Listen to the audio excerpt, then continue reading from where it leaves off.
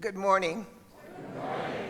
It's great to be back at Mainline after all these years. I wasn't sure whether I would recognize people, but I saw a lot of people I know from all that time ago. Not 100 years ago, but nearly perhaps. But I'm surprised to find out it was 26 years ago. Anyway, the sermon this morning is based in a metaphor that I really appreciated from one of my favorite playwrights. I had two 20th century playwrights that were just my favorites. One was Arthur Miller, and the other is August Wilson, who I think even beats out Miller for the lyricism of his plays. And as you probably know, he wrote a cycle of plays, one for each decade of the 20th century. And some of the plays are very sort of realistic plays, but a number of them have kind of a magical realism kind of vibe to them. And my favorite is not everybody else's. It's the play called Joe Turner's Come and Gone. And it's about the title of this sermon.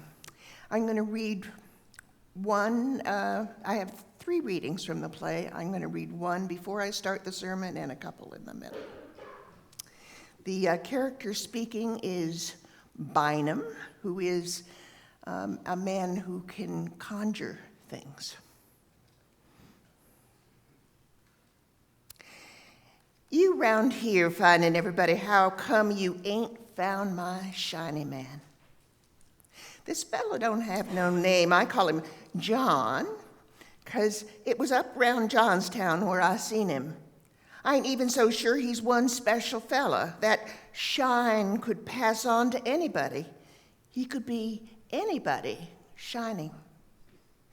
He's just a man I seen out on the road. He ain't had no special look, just a man wailing toward me on the road. He just come up and asked me which way the road went. I told him everything I knew about the road, where it all went and he asked me, did I have anything to eat, 'cause he was hungry. Say he hadn't had nothing to eat in 3 days. Well, I'd never be out there on the road without a piece of dried meat or an orange or an apple, so I gave this fella an orange. He take and eat that orange and told me to come and go along the road a little ways with him, that he had something he wanted to show me. He had a look about him, made me want to go with him and see what he gonna show me. We walked on a bit, and it's getting kind of far from where I met him when it come up upon me all of a sudden. We wasn't going the way he had come from. We was going back my way. And since he said he ain't knew nothing about the road, I asked him about this, and he said he had a voice inside him telling him which way to go, and if I come and go along with him, he was going to show me the secret of life. Quite naturally, a fellow that's going to show you the secret of life ain't to be taken lightly. Then we went round the bend in that road, got round that bend, and it seemed like all of a sudden we ain't in the same place. Turn round the bend and everything bigger than life. Sparrows big as eagles. I turned around to look at this fella, and he had this light coming out of him. I had to cover my eyes to keep from being blinded. He shined like new money with all that light. He shined until the light seemed like it seeped out of him, and then he was gone. And I was by myself in this strange place where everything was bigger than life.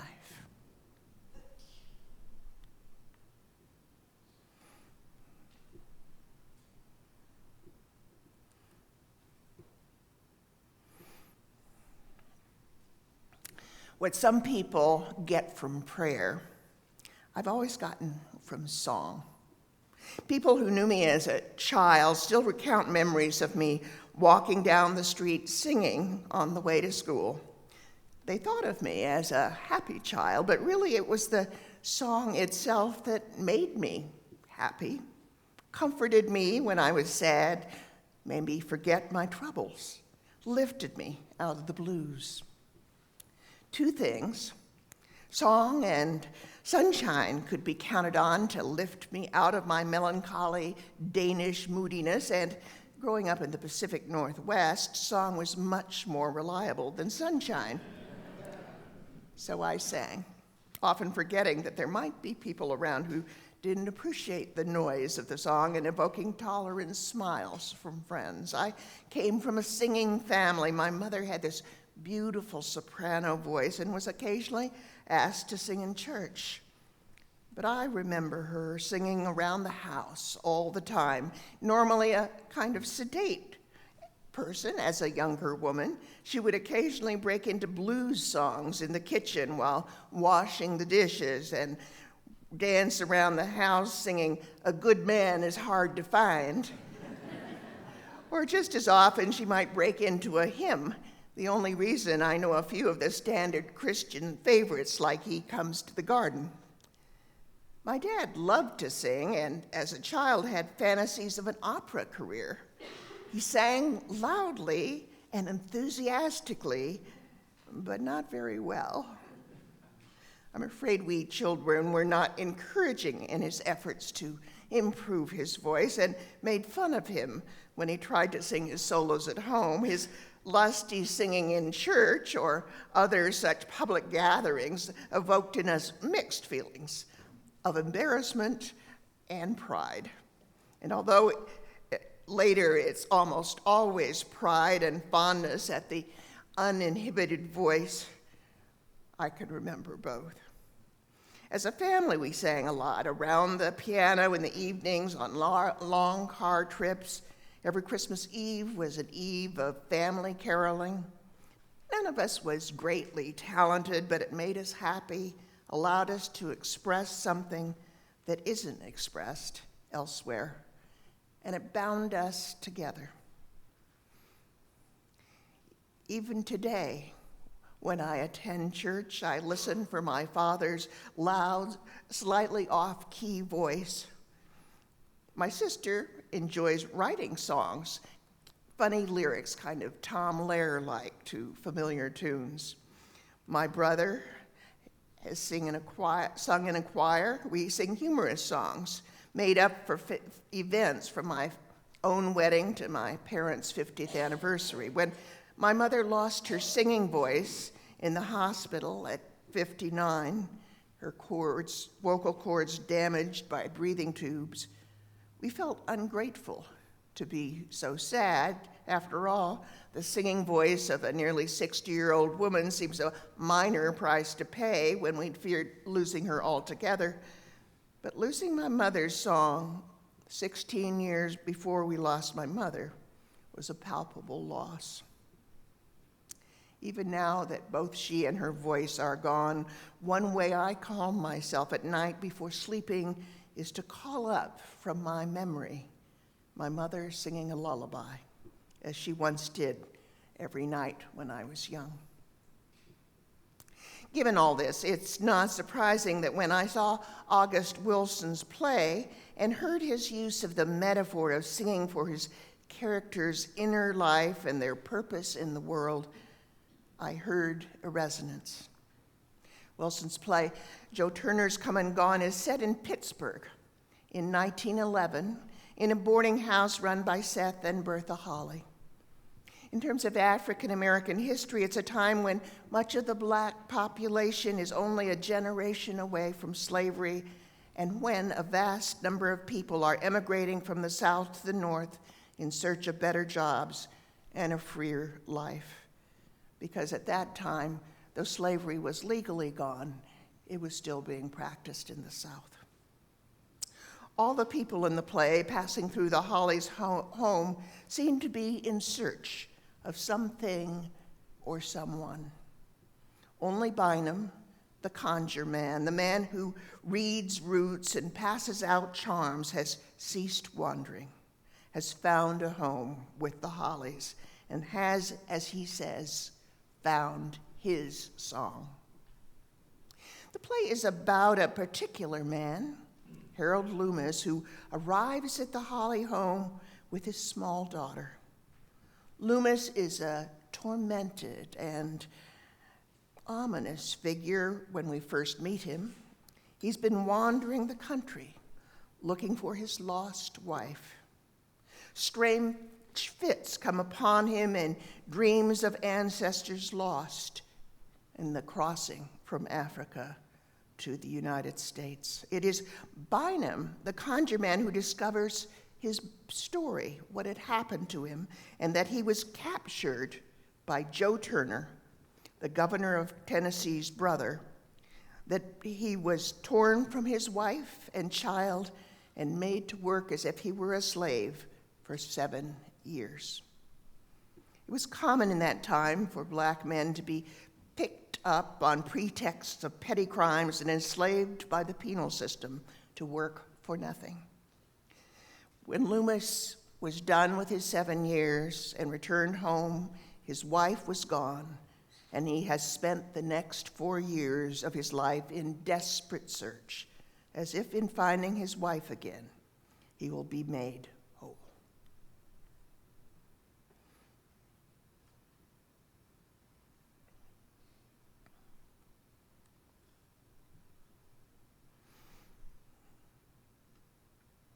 This is a second part of Bynum's speech. I wandered round there looking for that road, trying to find my way back from this big place, and I looked over and seen my daddy standing there.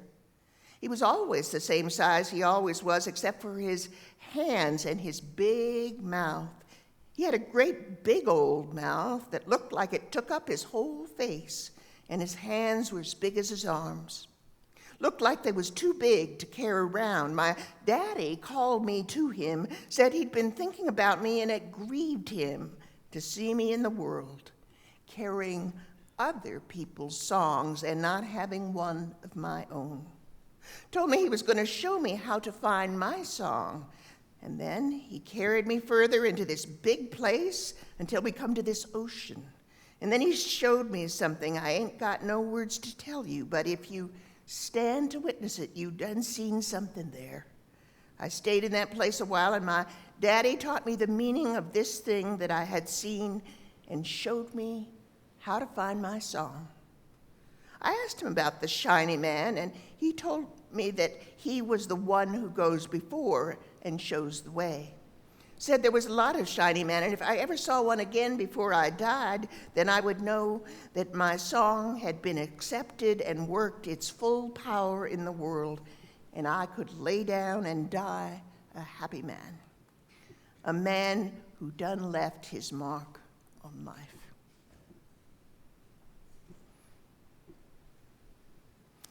On the way people cling to each other,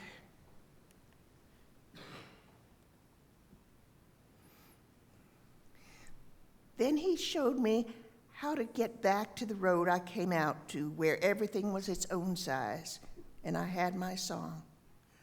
I had the binding song. I chose that song because what I seen most when I was traveling, people walking away and leaving one another. So I takes the power of my song and binds people together. Been binding people ever since, and that's why they call me Bynum. Just like glue, I sticks people together. The second reading is the little girl Molly talking to Bynum. You one of those voodoo people? I got the power to bind folks, if that's what you're talking about. I binds them together. Sometimes I help them find each other. How you do that? With a song. My daddy taught me how to do it. My daddy used to heal people. He had the healing song. I got the binding song. How your daddy heal people? With a song. He healed people by singing over them. I seen him do it. He sang over this little white girl when she was sick. They made a big to-do about it. They carried the girl's bed out of the yard and had all her kinfolk standing around. This little girl laying up there in the bed, and doctors standing around can't do nothing to help her. And then they had my daddy come up and sing his song. It didn't sound no different than any other song. It was just somebody singing. But the song was its own thing, and it come out and took upon this little girl, and it healed her. Last reading is a conversation between Bynum and Harold Loomis, the lost man. Mr. Loomis done picked some cotton, ain't you, Harold Loomis? You done picked a bunch of cotton. I can tell from looking at you. My daddy taught me how to do that. Say, when you look at a fellow, if you taught yourself to look for it, you can see his song written on him, tell you what kind of man he is in the world. Now, I can look at you, Mr. Loomis, and see you a man who done forgot his song, forgot how to sing it. A fella supposed to mark down life. Now, I used to travel all up and down this road and that, looking here and there, searching. Just like you, Mr. Loomis. I didn't know what I was searching for. The only thing I knew was something was keeping me dissatisfied. Something wasn't making my heart smooth and easy. Then one day my daddy gave me a song. That song had a weight to it that was hard to handle. That song was hard to carry. I fought against it, didn't want to accept that song. I tried to find my daddy and give him back the song. But I found out it wasn't his song. It was my song. It had come from way deep inside me. I looked down back in memory and gathered up pieces and snatches of things to make that song. I was making it up out of myself, and that song helped me on the road. I got so used to all of myself in the making of that song, and then I was the song in search of itself. That song rattling in my throat, and I'm looking for it. See, Mr. Loomis, when a man forgets his song, he goes off in search of it, till he find out he's got it with him all the time. That's why I can tell you one of Joe Turner's men, 'cause you forgot how to sing your song. Loomis had a whole mess of men he catched, just go out hunting regular like you go out hunting possum. He catch you and go home to his wife and family. Ain't thought about you going home to yours. Joe Turner catched me up when my little girl was just born. Wasn't nothing but a little baby. Joe Turner catched me up in 1901. Kept me 7 years until 1908. Kept everyone 7 years. He'd go out hunting and bring back 40 men at a time and keep them 7 years. Joe Turner ever tell you why he got you? You ever asked him that? I can look at him and see where he's big and strong enough to do his own work, so it can't be that. He must want something he ain't got. That ain't hard to figure out. What he wanted was your song. He wanted to have that song be his. He thought by catching you, he could learn that song. Every man he catch, he's looking for the one he can learn that song from. Now he's got you bound up to where you can't sing your own song. Couldn't sing it them 7 years because you was afraid he would snatch it from under you. But you still got it. You just forgot how to sing it.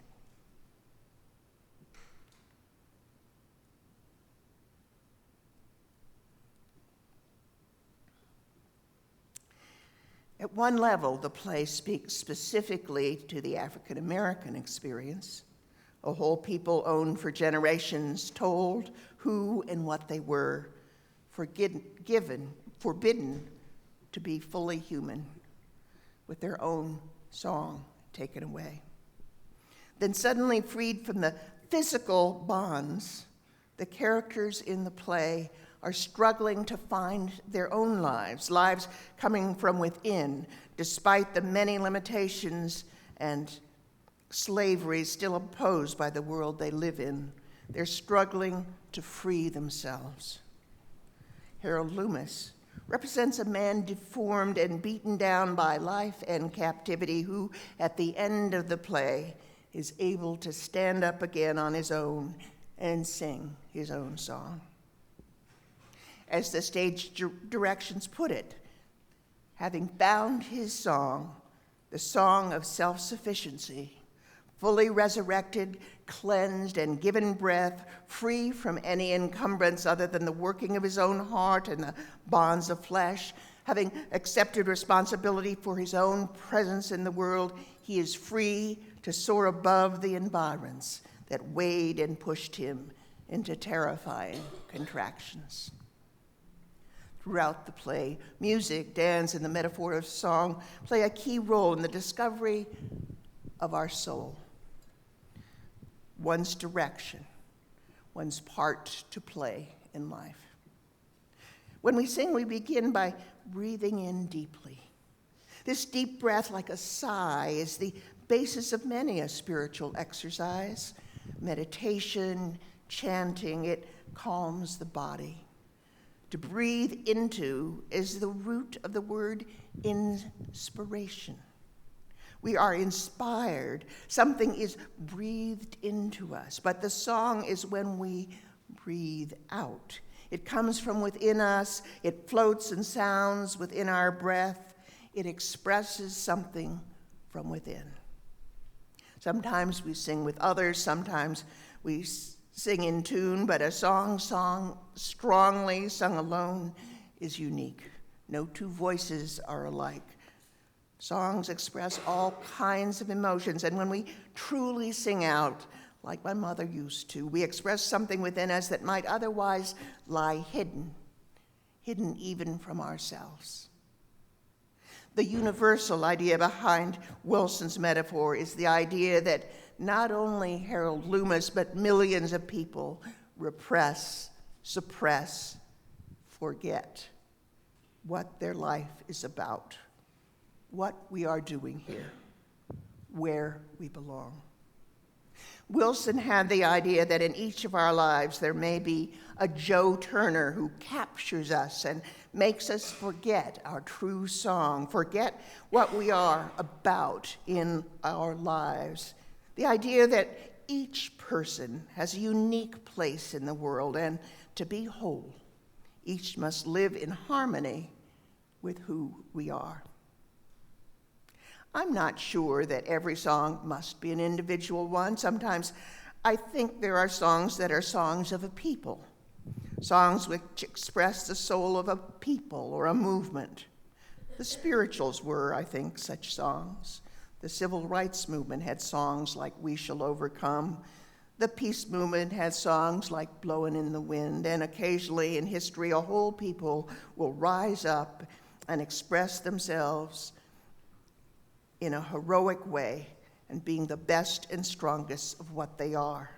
Be it the Velvet Revolution of Czechoslovakia, the grassroots movement for peace, justice, and spiritual liberation in El Salvador, the thousands of African Americans who walked to work for a year to begin the boycott of the civil rights movement in Montgomery, Alabama, the deep commitment of hundreds of thousands of gay and lesbian men and women to care for those ill and dying with AIDS. Those are also songs of a people. Some congregations have songs, literally, in that there are songs they've chosen to sing each and every week, and figuratively, in that at our best, a congregation is working together to express the best of who we all are, some sense of being in harmony with some important things beyond ourselves.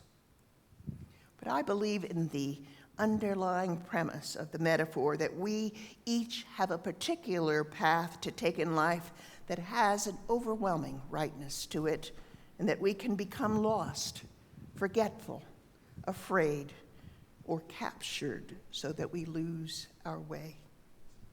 I think there are perhaps choices of what song we sing, which song is our song, but not infinite choices. And the choice that is right for my brother is not right for me. Bynum's father sang a healing song, Bynum a binding song, a song to bind people together. As I prepared for this sermon, I couldn't help reflecting that I don't sing as much as I used to.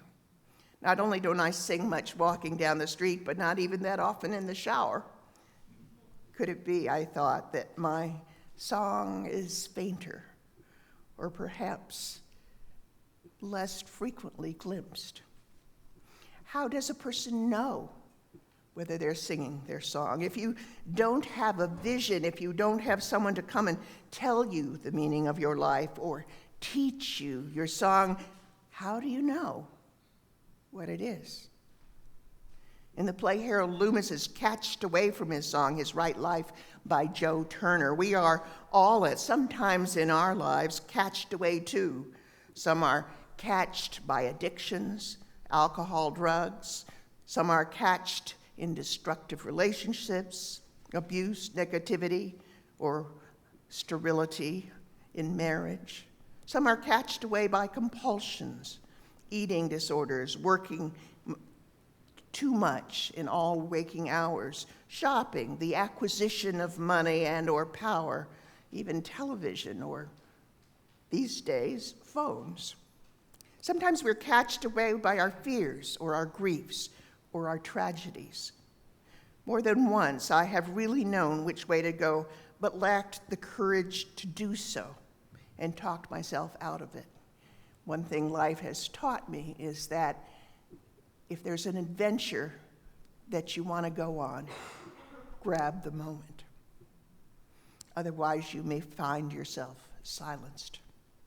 It may be similar, but at other times it seems to be not so much fear as inertia that has us in its grip, like the paralysis sometimes one feels early in the morning when the alarm rings, get up, but your body just stays right where it is.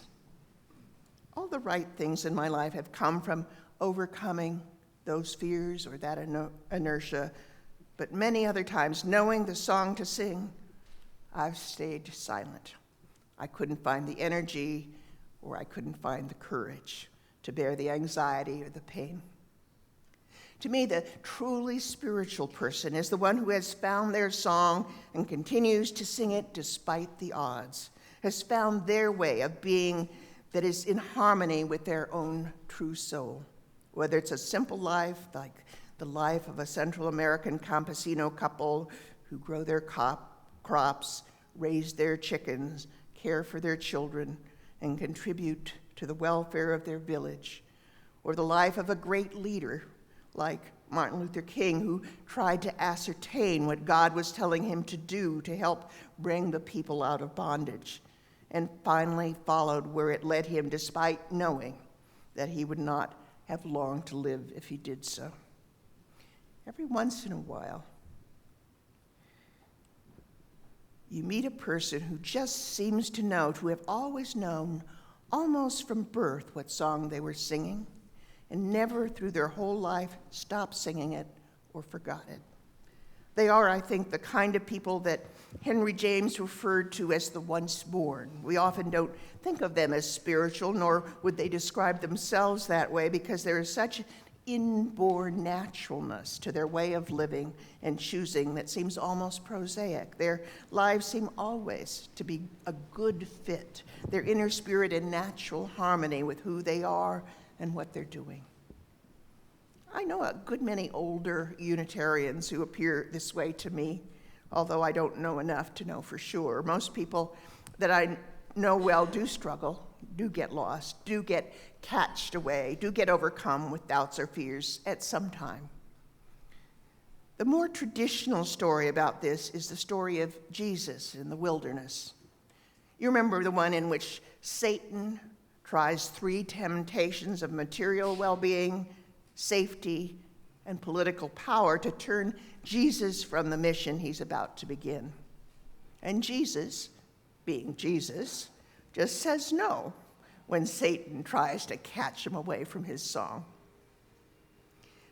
I have observed that it's sometimes easier to know what to do in the dire situations, in the midst of war, poverty, or crisis, in the wilderness, because although life is hard, the choices are difficult, they are starker, clearer, and more commanding. Most of us live in a fuzzy world without the clear moral imperatives. We North Americans live in such a complex, rich, relatively secure world compared to so many on earth that we are beset by millions of temptations and fewer clear, commanding choices and visions. We are more likely catched away by the false values of a material culture, more likely than being catched away by Joe Turner taking us into bondage.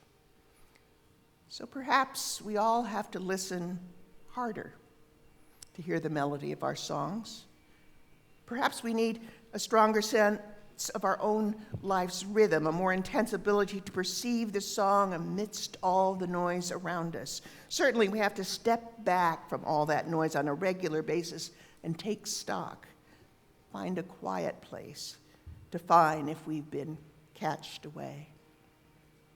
And if we have not, if we remember our song, we must take a deep breath, open our throat wide, and sing out.